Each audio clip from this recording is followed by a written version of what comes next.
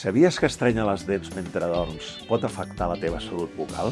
El bruxisme és un hàbit involuntari que pot provocar desgast dental, dolor mandibular, sensibilitat extrema al fred o a la calor o dificultats per empassar o per obrir la boca. Quines poden ser les causes? Estrès o ansietat, mala alineació dental, postures incorrectes i fins i tot el consum de cafeïna o alcohol. El tractament del bruxisme ha de ser complet i personalitzat.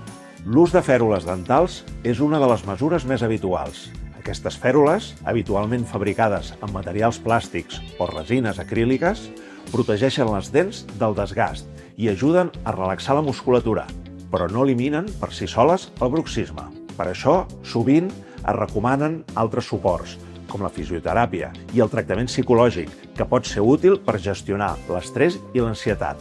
En casos puntuals i més greus, també es poden prescriure medicaments per alleujar el dolor o la rigidesa.